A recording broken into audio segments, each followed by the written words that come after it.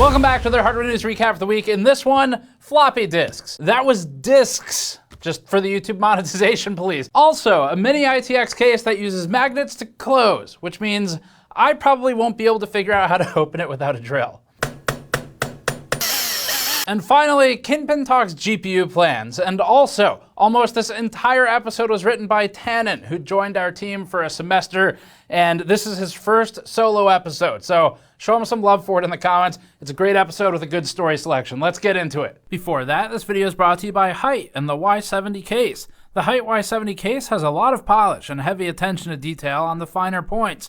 The case can fit radiators that are massive in depth to the side mount, has cooling in the floor of the case for direct intake to the GPU, and tries to find a balance between structural support of dust filters without obstructing too much intake. The Y70 is a follow-up to the popular Y60, which got Height to where it is today with its cut corner tempered glass cases. Learn more at the link in the description below. All right, up first, KINGPIN. KINGPIN recently posted to his own YouTube channel all about KINGPIN. It's about him, and he has some updates on what he's doing with the NVIDIA cards, but also general life updates. There's no mic card this generation. It can't come for Gen 5. It's impossible. Just too many issues over here. It will create a lot of problems for me if I jump on board so quickly still. He then added how he was unable to divulge too much information on the topic due to his previous contractual obligations. He went on to say this. I love graphics cards. I love making graphics cards. And for sure, I don't think that thing's gonna die.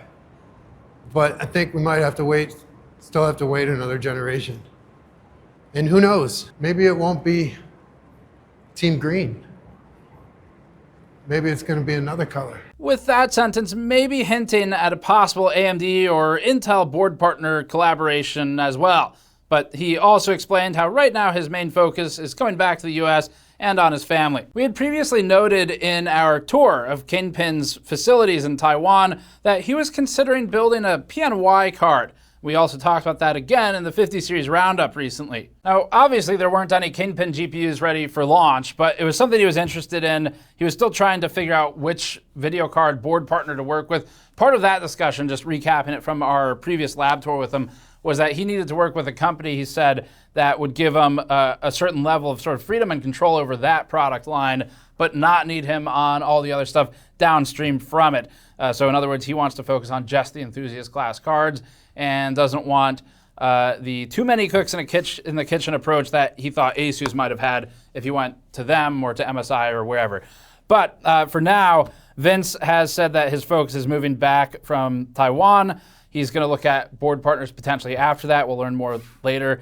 And otherwise, despite his decision of sitting this generation out, Lucido also assured his audience this. Definitely do not rule it out for the future. I think one day I'll surprise all of you with something unbelievable.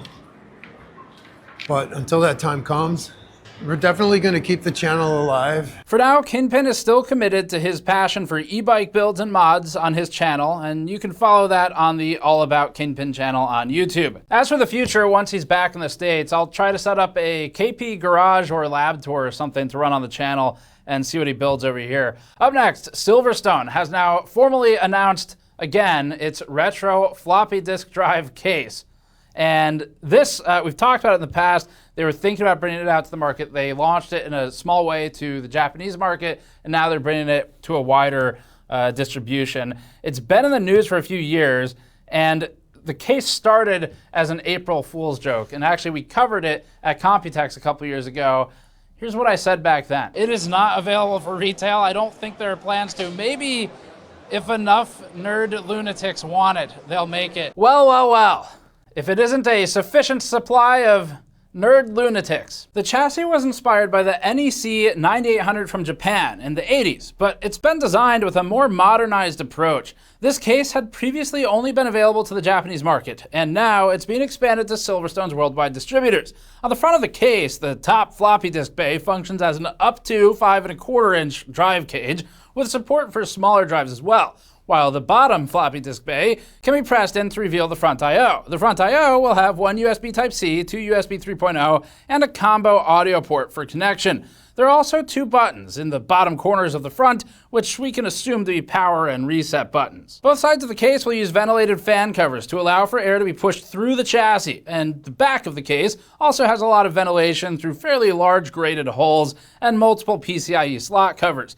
The case has a sideways expansion slot as well above the rest of the slots. The top panel of the chassis contains a small patch of grated holes, which isn't exactly ideal for maximum airflow, but we assume this was to stay closer to the aesthetics of the NEC 9800 that it was built upon. This should at least help with some of the GPU exhaust as well that comes off from the top of the cards. This case will offer support for SSI CEB, surprisingly for ATX, Micro ATX, and Mini-ITX motherboards. For cooling, the case supports up to 3 120mm fans. One is included with the case, and then these can be attached to the sides of the case with support for 3 80mm fans as well, with 2 mounting options on the rear and 1 on the side. Now, smaller 80mm fans are whinier and tend to be louder. They're also fitting for the era, and they do still have a place sometimes. It's just they can be annoying. Looking at the case, users may run into some limitations for CPU cooler vertical clearance, for power supply size, and for expansion cards due to the compact nature of the case. But the product page lists all the measurements for these components in the specification section of the SilverStone FLP01 product page. Another thing too is that since this is kind of a flat, proper desktop in the older school sense, we'd like to see people do the build with the monitor mounted on top of the computer, as it was meant to be. And probably with less of a concern than we saw with the Be Quiet light base being a glass panel. But that is a really nice case if you haven't seen that one. The rest of the FLP01, it's built of steel mostly, and it's got that retro aesthetic. We should be getting one in, or might already have one, for a build or a review. So we're gonna look at that, stick around for it. Not sure if we'll do it as a small form factor case review style, or if we're just gonna do a build, but it is a pretty cool looking case. All right, up next, TSMC. This news comes from Reuters. Reuters reported that TSMC's co-CEO and chairman C.C. Wei recently said this, quote, TSMC's new U.S. plant is unlikely to get the most advanced chip technology before factories in Taiwan due to complex compliance issues, local construction regulations, and various permitting requirements, while at a national Taiwan University event. Wei cited, which Reuters reported, that there are multivarious challenges, such as the construction of the TSMC Arizona fab taking at least twice as long as it would in Taiwan, they say, a shortage of skilled workers, which forced TSMC to relocate workers, they say, gaps in the supply chain, a lack of regulations in fab construction in the US, which it says led to the establishment of 18,000 new rules, and chemicals like sulfuric acid having supply costs that are 5 times more expensive in the US than in Taiwan. TSMC says that all of these have increased the cost for TSMC to operate in the US. Wei explained, quote, every step requires a permit, and after the permit is approved, it takes at least twice as long as in Taiwan. It would therefore be hard for TSMC to use the latest technology in the US before Taiwan. TSMC's been working on growing its US footprint for a while now with some fabs, and it's actually been part of the CHIPS Act funding. So Intel and TSMC have now both gotten CHIPS Act money from the US government, the federal government, to construct fabs in the US. Both of them happen to be building plants in Arizona, basically down the street from each other. I mean, they're close enough. Really interesting, and some of the delays that TSMC is running into are similar to delays that Intel has been running into. So Intel, for example, when we were looking at their fab construction, which we've got some, it's really, actually, it's insane. Like it's crazy how huge that plant is. But when we were looking at it, some of the stuff they were running into was even just sort of utilities and water supply were getting aligned with the local cities to make sure that it's sufficient for what they're doing. Intel got its CHIPS Act funding released, or at least part of it, right before Intel's now former CEO Pat Gelsinger retired. So they're both building fabs. It sounds like TSMC is just trying to set expectations for what will be made here and when in the US. Up next, Mini-ITX cases. This one's actually one that Patrick's been really interested in. He's been following. We might review it. I'm not sure yet what the plan is, but it's definitely a unique case. This is from the company Geometric Future. Geometric Future's new Mini-ITX Flamingo case features a unique ability to be folded around the system's motherboard, like some sort of origami cube. It utilizes 6 magnets that'll hold the case in place when folded together. Now, of course, as you all know from watching our teardowns of things like this card, magnets are My natural enemy. So unfortunately, we're just not going to be able to figure out how to open the case. The small form factor chassis resembles a speaker more than it looks like a computer case. The case is black with what Geometric Future calls, quote, luxurious golden accents. We're looking forward to the champagne gold and leather jacket version of the... Actually, they do have a case with leather accents on it. Literally, I remember that right when I was saying that. It's over there on the floor. So never mind. Anyway, it uses 4 small magnetic removable pegs that the device stands on, allowing it to be configured in 2 different positions, flat or standing up. The case has a large circular cutout with a finely graded mesh design to allow air to be pulled into the case from the CPU cooler and exhausted out the sides and the back of the case. The sides of the case include holes along the entirety of the panels, with a finer mesh on the inside of the panels. Geometric Future calls this a backpack class case. So finally, we have a new form factor case. ATX, it's been around long enough. ATX needs to go. Everybody knows it. Gordon Mahon was saying it for years, and it's time. It's time to bring in the new form factor Backpack TX.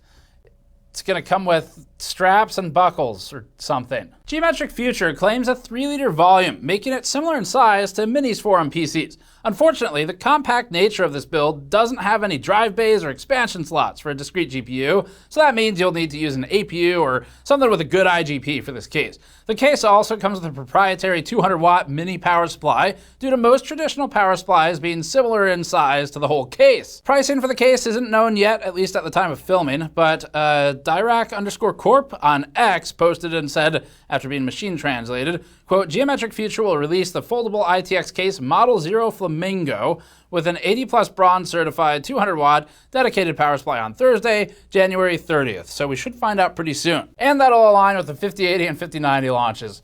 Perfect. It's like a quarter of the size of a 5090. The RTX 5090, speaking of, and the 5080 are scheduled to launch on January 30th. And the 5090 review is already up. The 5080 will likely align with that launch. We don't have the exact date, or if we do, I can't share it, but I actually don't know what it is off the top of my head. It's going to be near or on the 30th, though.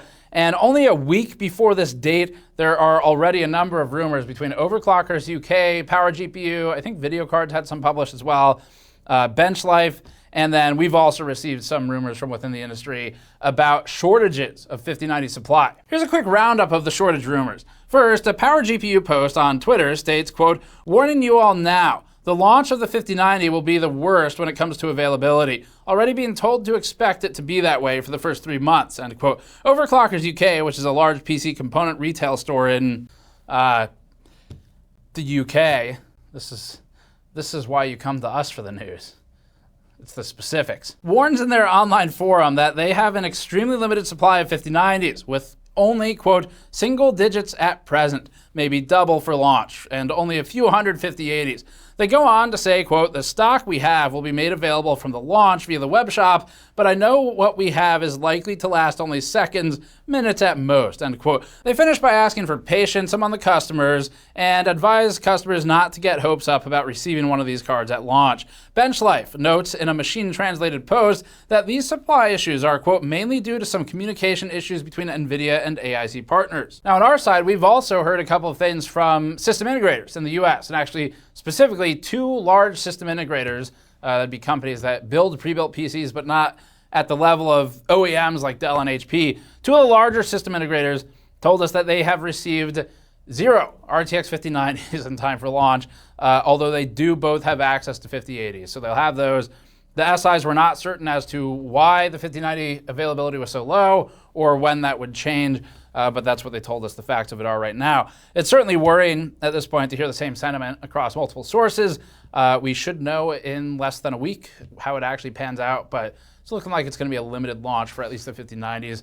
We'll see about the 5080s. Up next, according to Unico's hardware, there's a fake 9800X3D that's been spotted in China. Now, this is something we've covered a lot in the past, so fake CPUs aren't new, but you should always be on the lookout for them, depending on where you're buying from. The 9800X3D ends up in this story, though, because it's been in such high demand and relatively low supply that the risk of getting actually effectively scammed is a lot higher if people are really desperate to get one. So Unico's Hardware, the Taiwanese publication, said that the chip was sent in to AMD's factory for inspection after a user reported that the CPU simply wasn't working. And as far as the differences between a real 9800X3D and this fake one, the publication noted this via translation. Quote, the PCB number of AMD 9000 series R7 9800X3D is 33050. The fake PCB, or the substrate, is 32546, which comes from the Ryzen 7000 R7 or R9. End quote on that. And then additionally, another sign is, as highlighted in this picture from ChipHell, there's a difference in the size and number of SMDs on the PCB on the sides of the IHS where the PCB is revealed. And most people won't notice this type of thing. And again, fake CPUs aren't new. We've covered Intel high-end fake CPUs in the past that were secretly swapped for things like Pentiums. And I think there was also a fake 7800X3D we might have covered. There are a lot of different ways to fake CPUs. So some of the common ones are they'll strip the top layer off where it's got the actual name lasered into the IHS, and we filmed the laser etching process or laser engraving process, not sure the specifics on the term, in the past at AMD's facility. But with old Intel CPUs, you could actually just basically wipe it off with rubbing alcohol, more or less. It didn't take a lot of tries, and then it'll be re-lasered. And so what they do, the scammers that is, scammers will buy something like a Pentium or a Celeron or whatever in that situation, wipe the naming, put something like i9 14900K on it, and maybe make a couple $100. So the idea looks to be the same for the 9800X3D.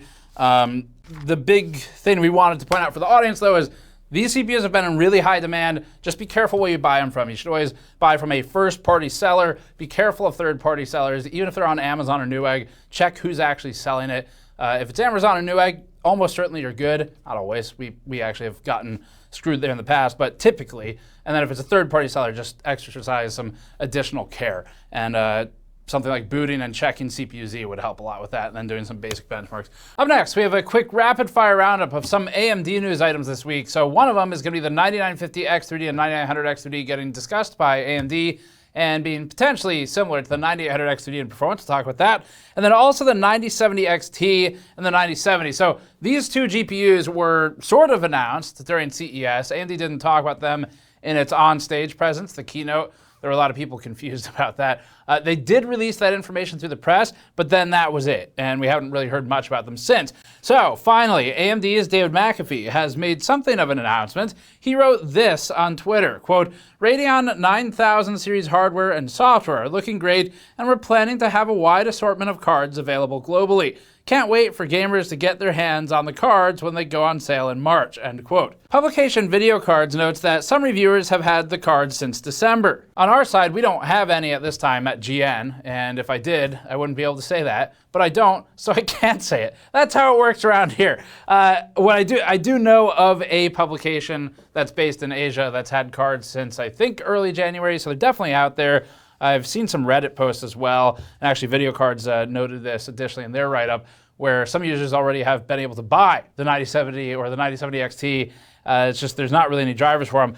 Up next in the rapid fire roundup, so found via TechSpot and originally leading to a Video Gamer interview, AMD's Martin Boonstra, who's worked on the overclocking team and I think on the MSI Lightning series or something in the past, stated that the 9950X3D and the 9900X3D, quote, provides similar overall gaming performance to the 9800X3D, end quote. Video Gamer's write-up continued to note that performance in-game will depend on whether it favors a single or dual CCD configuration. This isn't necessarily news with these chiplet designs, especially with the X3D CPUs involved. As for us, we'd anticipate that performance, as noted here, would land closer to the 9800X3D in a lot of situations, but who knows, could be surprised. I can't remember which games off the top of my head, but there were a couple with the 7950X3D where it did remarkably well in an unexpected way if you had it configured properly. You can see our previous discussions about all of that, but there are some scenarios where they can do really well. So we'll hopefully be testing that soon. It sounds like maybe within the next 2 months. Next one, there's a couple more rapid fire stories. These are on the 5090s. So found via Tom's Hardware, which picked it up from Tech Power Up, TPU has observed that some RTX 5090 board partner cards have thermal pads to pull heat away from power connectors. Tech power-ups, teardown photos of some of the cards show thermal pads on the backside of the power connector where the pad sinks into the backplate. TPU has a number of detailed teardowns on their site for 5090 partner cards already. We'll leave that coverage to them to provide if you'd like to go over to their site to get some more. It's likely that we'll get some in for testing as well. It'll be a little while for us because we're planning to buy them mostly at retail. Back to the Tom's post, the publication noted that Zotac has a safety LED for the 12-volt 2x6 cables. The card tries to detect partially inserted cables to then disable itself and illuminate an LED in response to an improperly inserted cable, which should then warn the user. Tom's pulled images as well of MSI's adapter dongles. You can see in these photos that the adapters have vibrant yellow coloring on the end that inserts into the GPU, meaning that any improperly seated connector should have some of that bright yellow strip visible to alert the user to the problem. And then finally, quick GN update. So spoiler alert for 50 series content coming up. Can testing data and reviews be spoiled? I don't know. We've got a couple cool things that we're working on right now. So the team has been working all day today on MFG benchmarks. We're looking into multi-frame generation and DLSS4. If you haven't paid too close attention to DLSS, or you kind of check in and out every now and then, it's gotten really complex with this sort of matrix of functionality and features across the different versions of the different video cards. So we're putting that together to try and just distill it and make it simple. That involves also our team, me and Patrick mostly on this one. He's kind of driving this project, catching up on it as well, because there's a lot to know these days. So we're doing that with FrameGen. We also have right now a 5090 FE installed in several, we've been moving it around between different ITX cases. So we're doing that testing for those of you who are interested in how the FE card specifically performs with that dual flow through. It should be really interesting. There's some cases that are like perfectly set up for it, even in ITX. And then there's a lot of them that look like they're really gonna be bad just because they have that sandwich wall right behind it. So we're looking into that. I think we're gonna do the top 5 or 6 maybe cases. That makes sense right now for ITX. And I think we added like one in there for flavor. So then we also have a video where we're doing testing for some mechanical and additional power information. I'm actually really excited about that. So can't get too into that one yet, but it involves just a lot of power logging, efficiency benchmarks, things of that nature. So that's kind of the updates there. Also on the GN website, so gamersnexus.net, Jimmy has already converted the 5090 video review into an article, and it is so freshly converted that I haven't looked at it yet, but it just hit the site. So if you want the written version, you don't want to sit through a YouTube video, that's fine. It's there. There's no third-party ads. You're free to just use it as a reference material. And then our living test bench document has been updated in the past week as well, which contains the test bench hardware and some of the tuning. So that would be the overclock, for example, for the GPU test bench. So that's on the website if you want just the sort of the background on what hardware we use. And then we added the test benches for the lower end CPUs for the B570 review. So that's got the, I think it was a 12400 and a 5600X test bench for GPUs. And finally, a huge list of the games that we are testing right now for GPU reviews, including their settings. So that's all been added to the website. Just wanted to give the quick updates for what we've got going on over there in case it's something you care about. And if not, then, well, sorry for wasting your time. So that's it for this one. Thanks for watching. Subscribe for more. Check back for the rest of the 50 series coverage. The 5080s are coming up pretty quick. And that's it. We'll see you all next time.